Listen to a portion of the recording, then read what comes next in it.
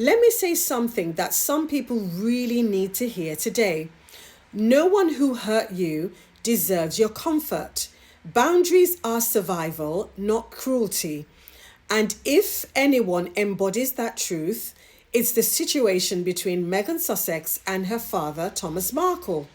Because expecting someone to hold your hand while you drown them is delusional. So let's get into it. Now, Thomas Markle didn't just mess up once. This is a man who helped tabloids attack his own daughter through staged paparazzi photos, multiple paid interviews, releasing her private letter, aligning himself with fringe channels and conspiracy theorists, and repeatedly dismissing her mental health struggles on TV. This is not a misunderstanding, this is a pattern. And every time Meghan remained silent or dignified, he escalated. He actually said he was going to come out embarrassing Harry and Meghan every month until they gave in to him. And of course, they kept away from him.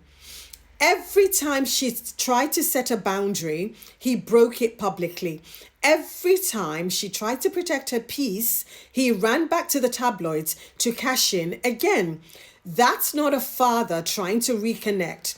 That's a man trying to control the narrative after burning the bridge. And the press keep pushing the emotional manipulation. Meghan is cutting him off from the grandkids. But here's what they don't mention. He has no relationship with many of his other grandchildren either. Not from his son, not from his daughter, not from the family he raised even before Meghan was born. That is not a one-off. That is a consistent pattern of broken connections. And Meghan is just the first one is the first one that the public got to witness. And while people attack her, let's be very real. 2 out of his 3 children have struggled or failed in life, despite having the exact same upbringing and the exact same opportunities. In fact, one of his children has no relationship with her own mother. Let that sink in. In fact, her children were taken away from her due to certain circumstances. I have no idea of the details, but her children were taken away from her, and there are court documents publicly stating that. So the common denominator in all this is not Meghan. The common denominator, in my opinion, is Thomas. If Meghan is supposedly awful, why fight so hard for access to her life? Why obsessively stalk her and talk about her for years? Why keep monetizing her name? Because proximity to her is the only thing that gives all of them, including Bad Dad, relevance. And he knows it. And now we're seeing headlines about him being hospitalized for surgery in the Philippines. And what do the tabloids do? They immediately try to weaponize sympathy, immediately try to guilt trip Meghan, immediately try to paint her as the villain if she doesn't run to his bedside. But let's be honest, he built the distance with his own hands.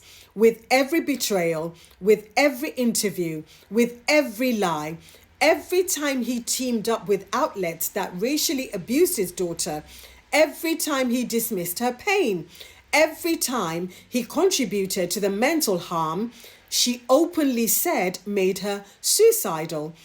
Thomas Markle is not a helpless, confused old man who made a mistake. He is a grown man who repeatedly chose attention, money, and spite over his own daughter's well-being. And now that the choices have consequences, he wants comfort from the very person he hurt. But that is not how life works. So let's return to the truth. No one who hurt you deserves your comfort. Boundaries are survival, not cruelty.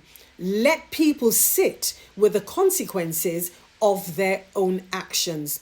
Meghan owes him nothing, not a bedside visit, not a phone call, not a public statement, not a reunion orchestrated for cameras. You don't get to break someone and then expect them to soothe you. You don't get to betray someone and then demand access to their children. You don't get to cause pain and then expect the person you hurt to guide you through the fallout. If Thomas Markle feels regret, he can face the regret alone, just like Meghan has had to face the fallout of his decisions alone. That is not cold. That is clarity. That is self-respect. And that is healing.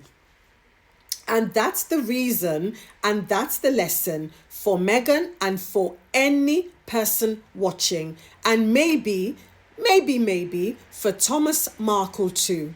My name's Elizabeth. I'm the author of the award-winning The Luxpreneur. I won an award yesterday, guys. I'm so excited. And for more insights like these, please like, share, comment, and follow me.